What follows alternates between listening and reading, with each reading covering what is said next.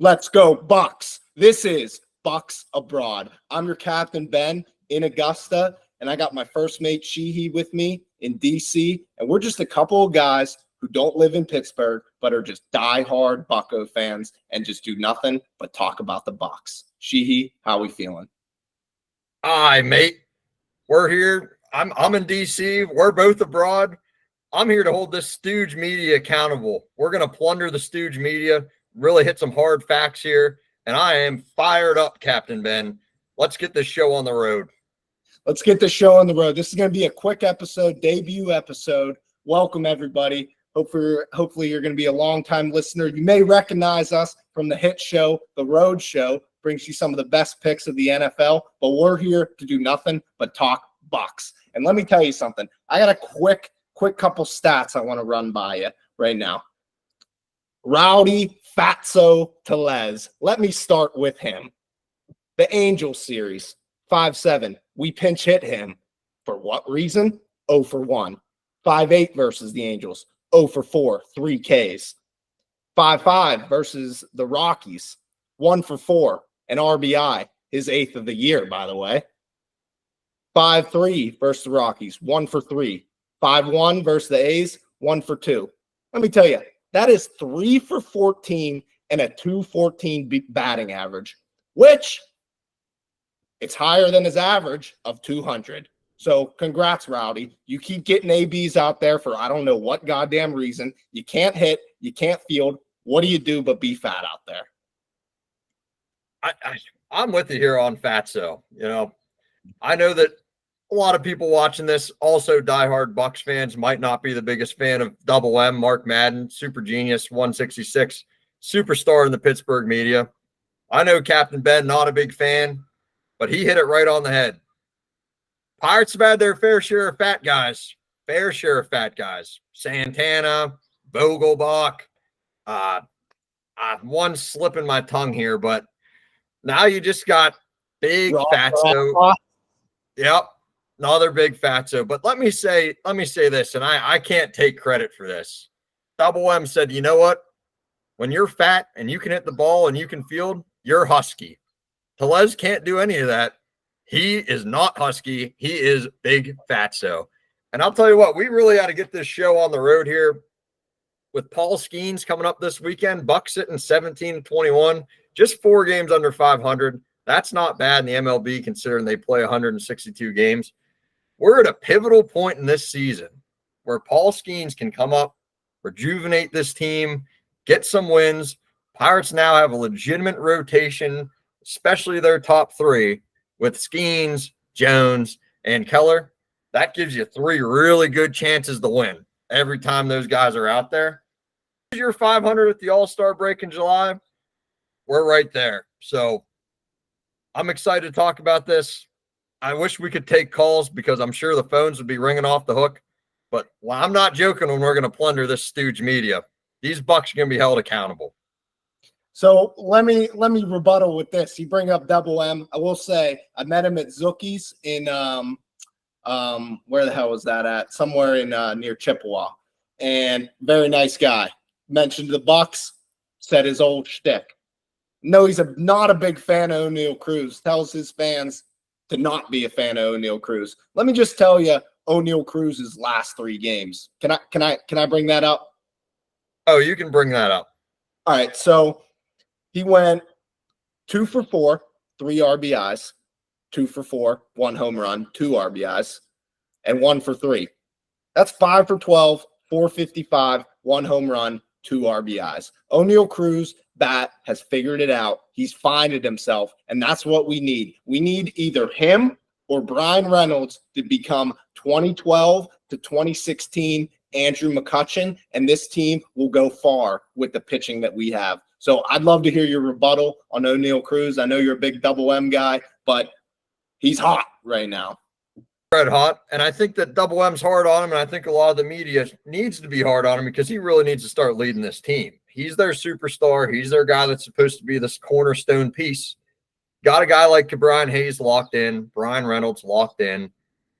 It's a nice little nostalgia thing that they got McCutchen up there, and I really don't have a doubt that McCutchen won't start figuring things out. the guy's a true veteran. He's a pro, Pirates legend. Yeah, he's batting a tough 184 right now.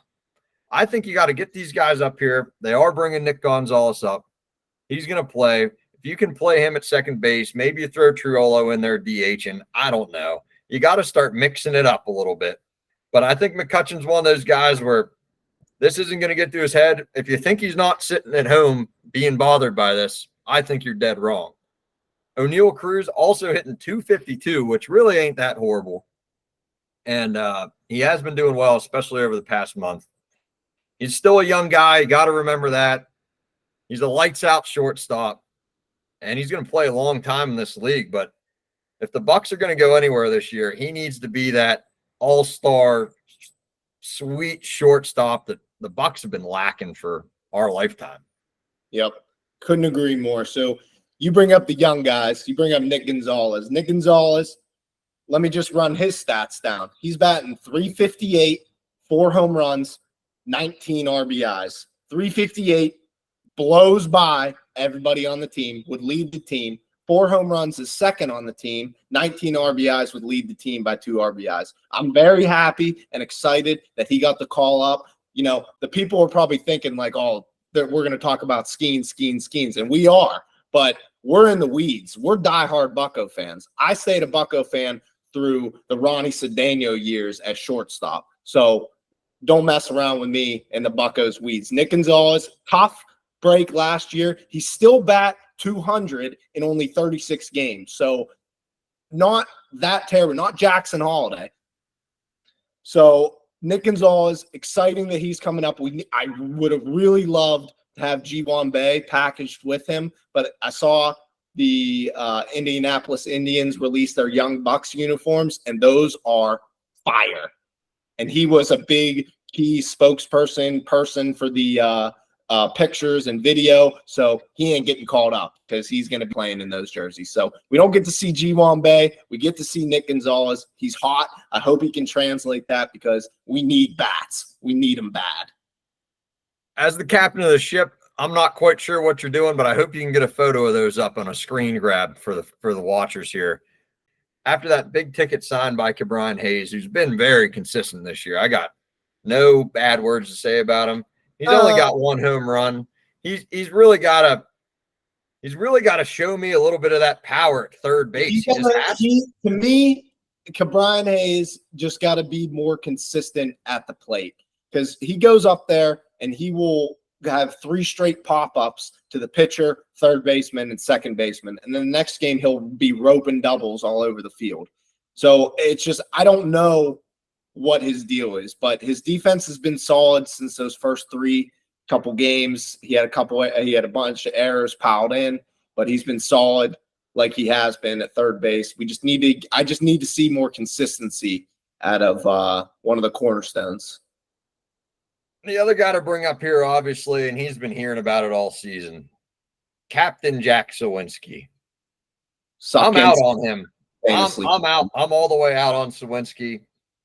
Way too inconsistent. He doesn't have I think he's got 2 home runs on the year. Not the season he was hoping for, I'm sure. That's the type of guy that he came up last year, I believe. He was up last year. Years ago. Had a good season last year for basically a lost season, but need to see Sawinski get up to the plate and hit some, but it's hard to put a guy in the lineup like that when he's just really striking out, really struggling.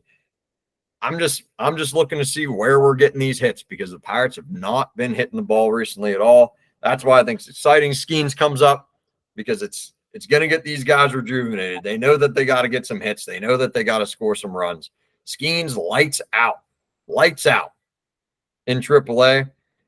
Not going to be as lights out in the big leagues, but nobody is. But you can't have Skenes going out there for an outing, and he's throwing 6 innings, 8, 9, 10 Ks, might give up a run or 2. But he gives up 1 run. You can't be losing 2-0, 1-0. You got to be able to have the offense to go down 2-0. Root. Alert. Breaking news. We just got the lineup debuting right here live on the show. We have, here we go. Andrew McCutchen, leadoff. Love that. Brian Reynolds, second. O'Neal Cruz, third. Love him in that third spot, too. Fatso at batting fourth. Nick Gonzalez, debut, batting fifth. My prediction, we'll get our predictions right here. I'm guessing 2 for 4, 2 RBIs. I like 2 for 4. I don't like 2 RBIs just because I don't know who else is getting on base. Got to prove it to me, Big Brain. Got to prove it to me. Fair enough. Batting sixth, we have Captain Jack. Seventh, Triolo playing third. Catcher, Yasmani Grandal. And Michael A. Taylor is batting cleanup or batting to top the order off at center field, which I do like him in that 9th spot. He's been sucking lately, but I like him in that 9th spot. And we obviously, let's get right into it. We have our Messiah, Jared Jones, pitching tonight.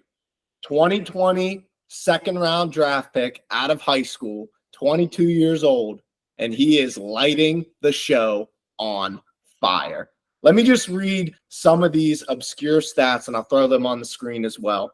These stats just, I was like, this isn't real. So he's had 583 pitches this year, okay?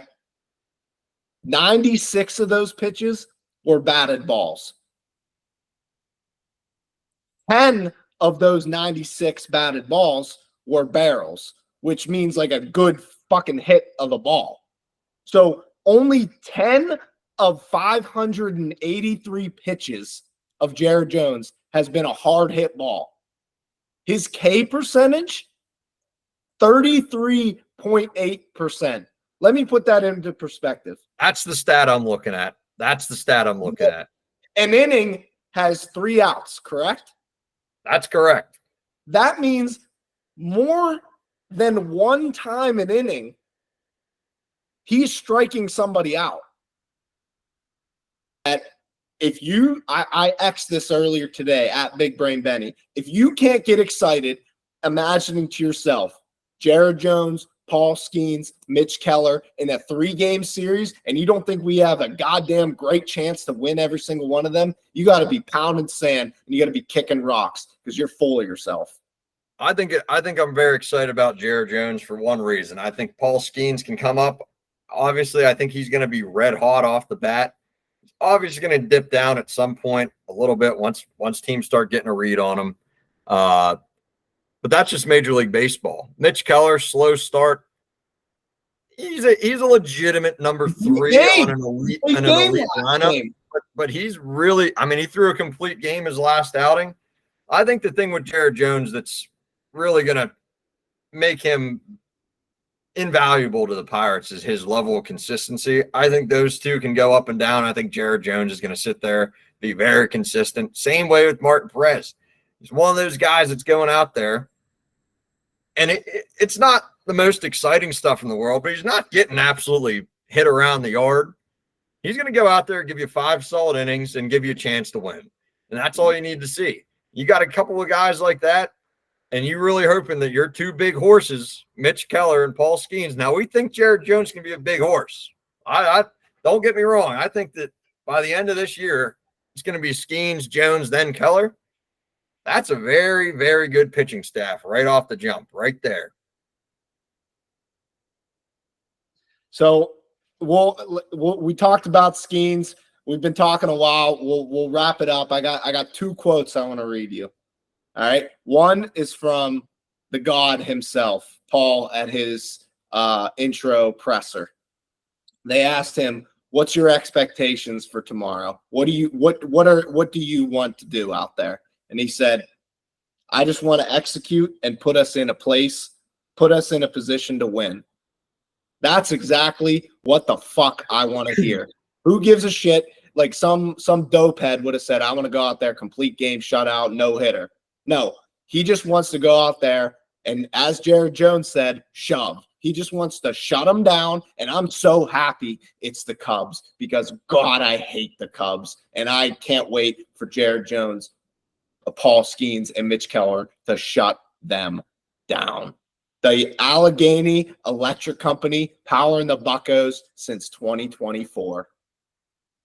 I'll read this part too. This is our first episode, folks, so bear with us. We're going to get this straightened out, have some consistency here.